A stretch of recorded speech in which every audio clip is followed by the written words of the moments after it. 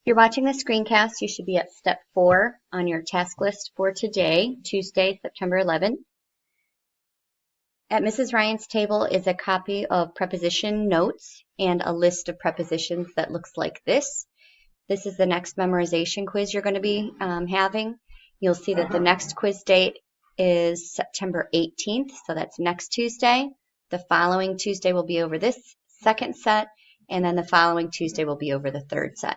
So for right now, you need to focus on this set of prepositions and start studying them. There's a place for you in step 5 in your task list to write them all out. You might want to write them in your assignment book.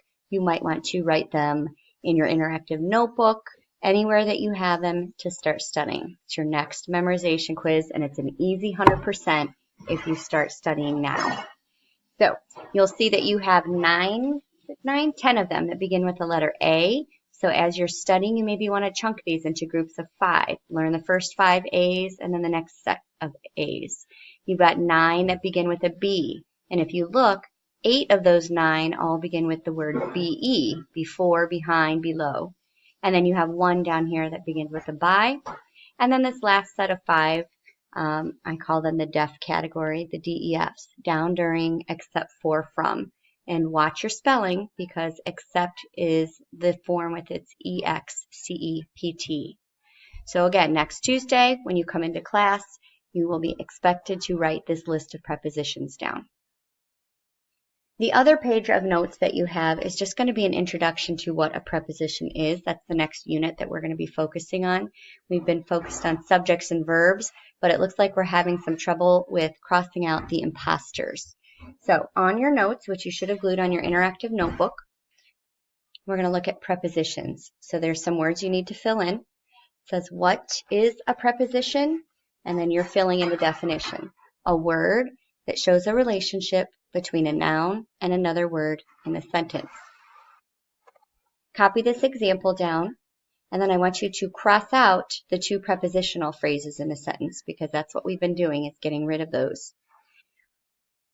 So if Saturday is in my prepositional phrase, my preposition's at the beginning, there's a noun after it, and it shows a relationship between where I'm going and Saturday. When am I going? On Saturday. This other prepositional phrase shows a relationship between beach and going. Where am I going? To the beach. We can get these out of the sentence, and the sentence is complete. I'm going is a complete sentence.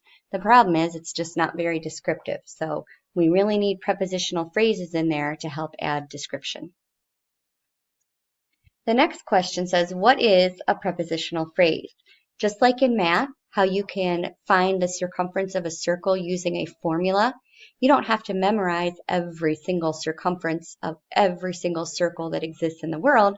You have one formula that you can use for any circle. So we're going to do the same thing with prepositions. Once we know a formula for prepositional phrase, we can find any prepositional phrase in any book, and we can also write prepositional phrases, and that's where we're going to be moving next. So the first thing you need in a prepositional phrase is a preposition. How are we going to learn those? Well, we're going to memorize them. There's a set list, and once we know them, it's going to make it a lot easier to find our subjects and our verbs. After preposition, you can have modifiers, and modifiers are adjectives. They're describing words. The is an article adjective. Small and round describe what something looks like. And then the last thing you need is the object of the preposition, which is a noun or a pronoun.